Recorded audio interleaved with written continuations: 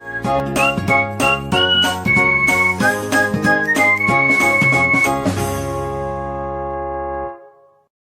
Morning बच्चों, कैसे हैं आप लोग।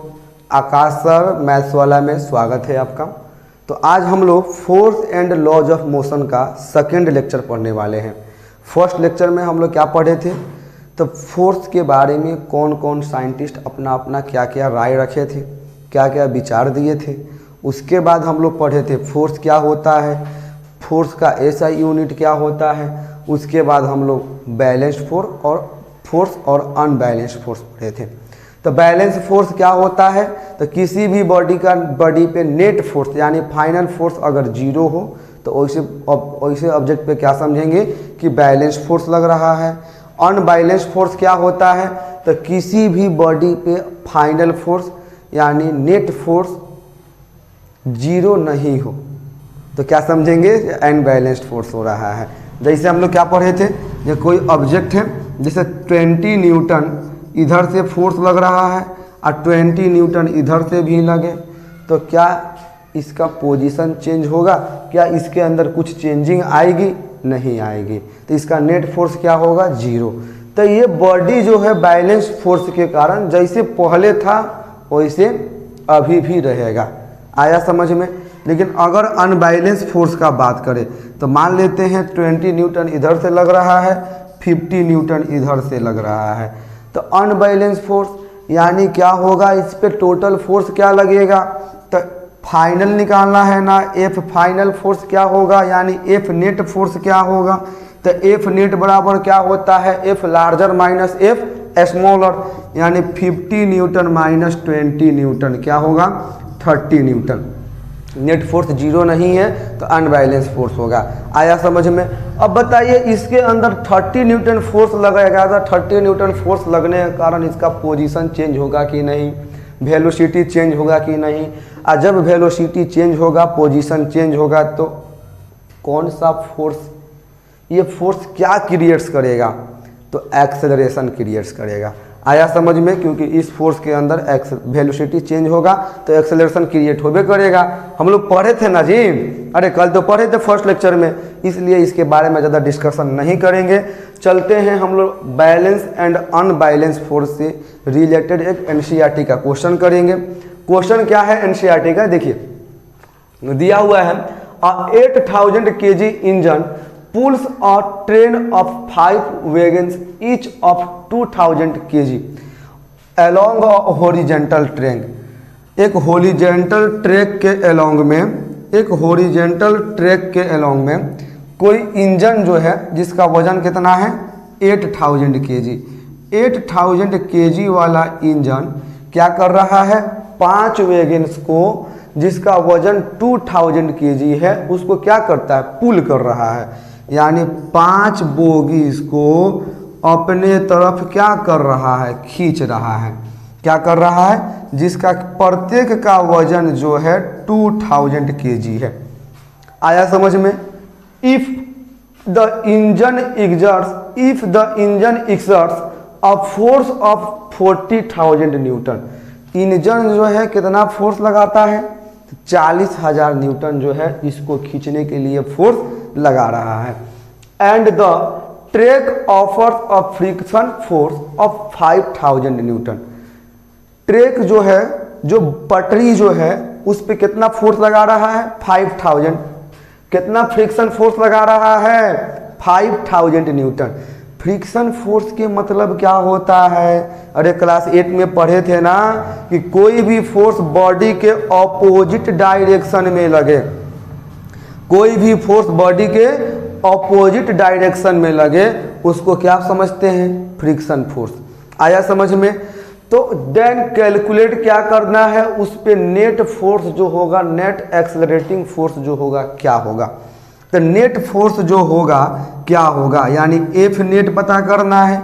तो एफ नेट बराबर क्या होता है, F initial minus F final minus F initial, चाहे F2 माइनस F1 और चाहे F लार्जर माइनस क्या बोल सकते हैं, F larger minus F smaller. अब बताइए लार्जर फोर्स जो है कितना लग रहा है उसके ऊपर, 40,000 न्यूटन। कितना लग रहा है 40,000 न्यूटन। अब इस पे फ्रिक्शन कितना लग रहा है तो 5,000 न्यूटन। तो क्या होगा उस पे एक्सेलरेटिंग फोर्स कितना लगेगा तो माइनस करेंगे तो कितना हो जाएगा 45,000 से 5,000 घटेगा 35,000 न्यूटन। आया समझ में? यानी इस ट्रेन पे टोटल फोर्स कितना लग रहा है, इस इंजन पे फोर्स कितना लग रहा है, एफ नेट कितना लग रहा है, तो इस पे 35,000 न्यूटन जो है एफ नेट लग रहा है। आया समझ में?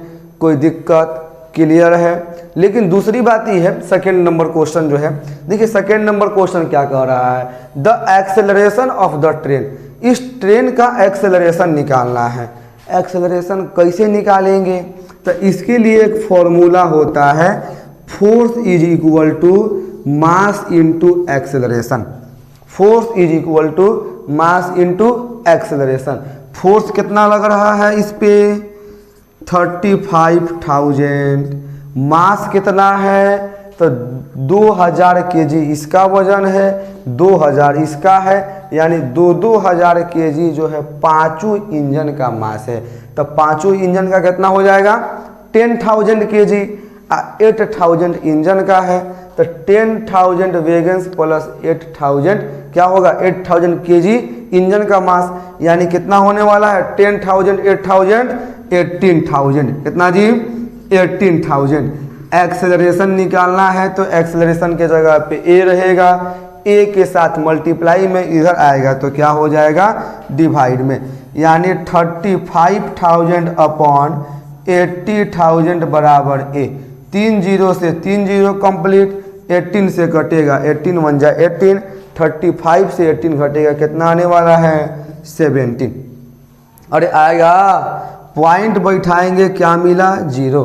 तो अप्रोक्सीमेट इसका वैल्यू एक्सेलरेशन जो होगा कितना होगा 1.9 मीटर पर सेकेंड स्क्वायर, क्योंकि एक्सेलरेशन का एसआई यूनिट क्या होता है, अरे बोलो जरा, मीटर पर सेकेंड स्क्वायर होता है कि नहीं। आया बात समझ में? क्वेश्चन क्लियर है तो वीडियो को पॉज करके इसको नोट कीजिए। अब जो है अब हम लोग अगला टॉपिक पढ़ने वाले हैं इनर्शिया के बारे में। इनर्शिया, अरे नया नया सुनने को मिल रहा है ना। हाँ, तो इनर्शिया क्या होता है, इनर्शिया के बारे में पढ़ने वाले हैं। देखिए इनर्शिया समझिएगा, इनर्शिया क्या कहता है, इनर्शिया किसके अंदर होता है, तो इनर्शिया जो है किसी बॉडी के अंदर होता है। और इनर्शिया कहता क्या है, इनर्शिया का मतलब क्या है, तो इनर्शिया का मतलब क्या है, इनर्शिया चाहता यह है कि अगर हम रेस्ट में हैं तो रेस्ट में ही रहने दो, अगर हम रेस्ट में हैं तो रेस्ट में ही रहने दो, अगर मोशन में है तो मोशन में ही रहने दो। आया समझ में? यानी इनर्शिया क्या चाहता है, इनर्शिया कहता क्या है, कि अगर हम रेस्ट में हैं तो रेस्ट में ही रहने दो, मोशन में है तो मोशन में ही रहने दो। अब देखते हैं इनर्शिया के बारे में क्या है। Inertia is a property, inertia is a property to oppose, inertia is a property to oppose, inertia is a property is a property of a body, किसका प्रॉपर्टी है जी, बॉडी का, to oppose change its state,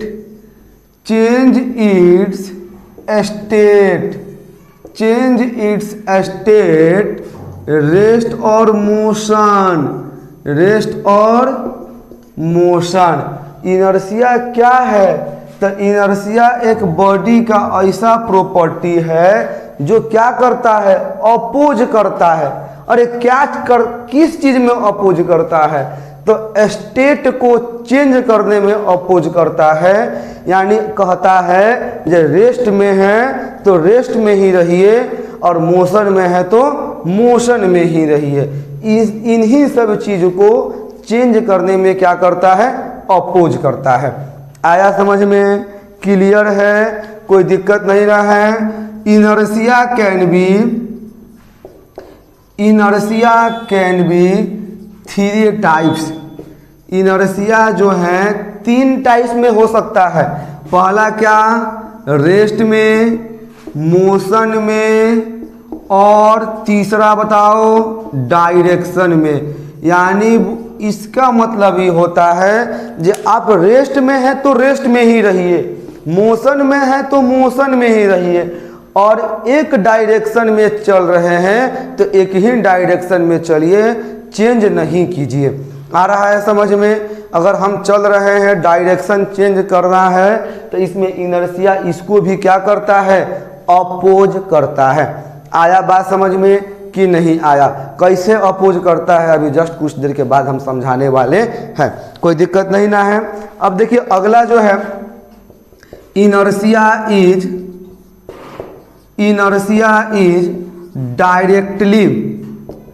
directly proportional to the, inertia is directly proportional to the, किसके directly proportional होता है, मास के। अरे किसके, मास के।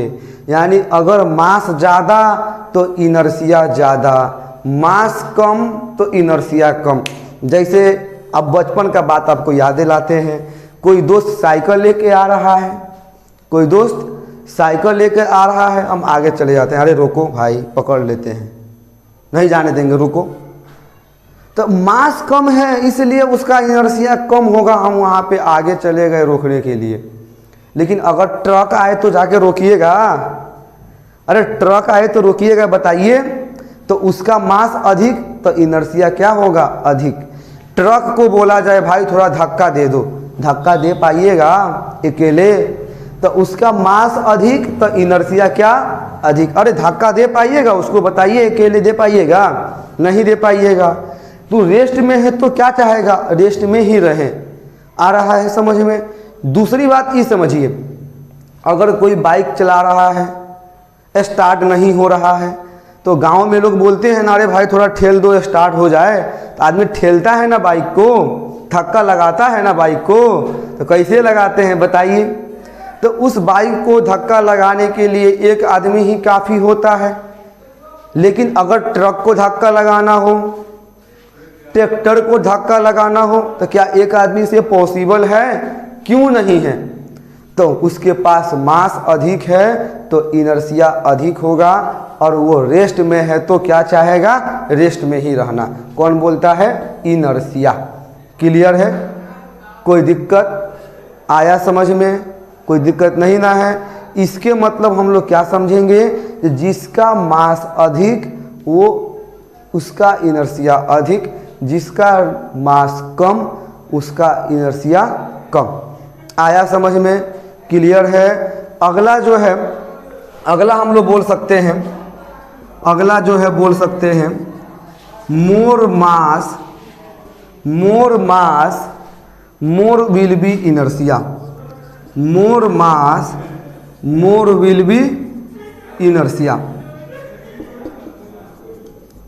मास जो अगर मोर होगा तो इनर्शिया भी क्या होगा, अधिक होगा। मास अधिक होगा तो इनर्शिया भी क्या होगा, अधिक होगा।